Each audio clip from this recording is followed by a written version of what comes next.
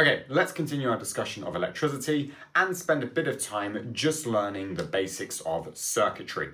So, what is a circuit? Well, a circuit is something that usually is man-made that allows electricity or charge to flow. So, how do we draw a circuit? Well, we always, at the top of our circuit, have something that is supplying the electrical current, the charge. That is either a cell represented with one long line and one short line, or it is a battery which is represented, the wrong way around, with two of them connected by a dotted line. So a battery or a cell is the thing that supplies the current or the charge. Now, after that, we simply have lines coming out of the battery, and these lines are our wires. We can never have a gap in one of these wires. Why? Because if there is a gap, there is no way for our charge to travel and traverse to the next part of my circuit. I need it to be complete in order for it to work properly.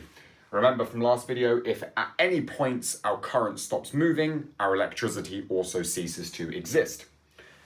Inside components like cells, sometimes it might look like there's a gap. That is not in reality. This is just an artistic representation of what is going on. In reality, within a cell or a battery, everything is connected. Nothing is being transmitted across.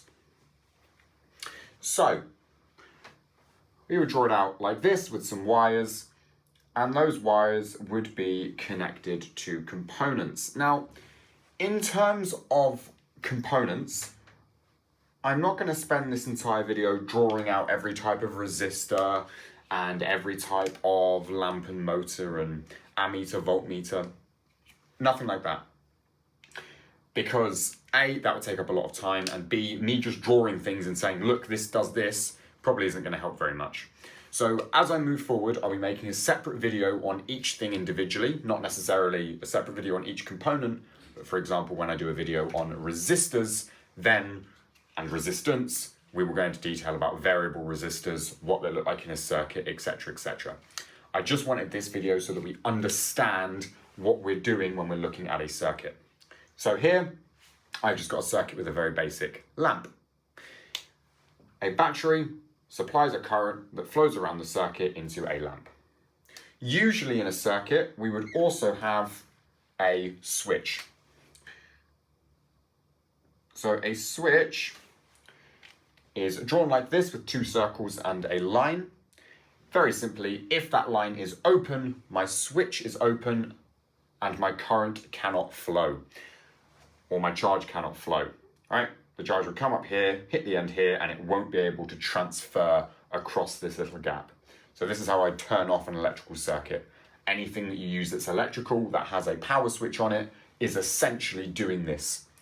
If I were to close the circuit and draw it like that, whoop-de-doo, the current can flow, we're all good. Okay, now what I want to do is I want to talk about this idea of conventional current, okay? And what this is this is the direction that my current is moving throughout the circuit. So let's take my battery, for example. These long and short lines are there for a reason. They are to indicate a positive terminal and a negative terminal. Positive, negative. The long ones are positive, the short ones are negative. Now, because of the way that charge works, charge can either be positive, negative, or non-existent. Again, upcoming charge video for all the specifics. But it can be positive, negative, or neither. So, hopefully, we kind of know from prior knowledge that two like charges, a positive and a positive, repel. Two opposite charges, a positive and a negative, attract each other. And because of this, when we look at a component like this with positives and negatives, particularly a cell or a battery, we need to know which direction does the battery spit out the current from. Does it spit it out from the positive end here, or does it spit it out from the negative end over here? In the middle, there's a positive and a negative, but on either side, there's a positive and a negative. So does it come out of the positive end and flow around this way, or does it come out of the negative end and flow this way? Now, why does this matter? It matters because if I were to throw out current both ways, if it wasn't tightly controlled, then eventually what would happen is it would collide.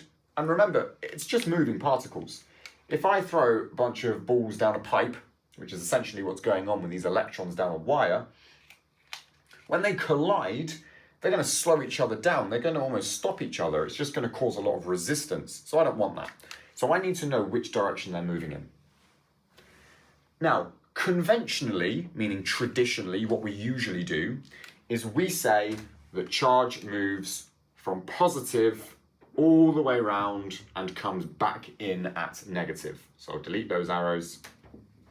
It goes from positive all the way around into the negative. And that is convention. That is what we always say, how we work, and how in most of your work from now on, you'll be conducting it. You'll be conducting it saying that current flows from positive around to negative. In reality, what usually happens is the current flows from negative to positive. Now, there are a couple of factors that depend on this, but most metals, which is what most of your circuitry are made of, flow around this way. So the electrons go from negative, they flow this way, and they flow around to positive.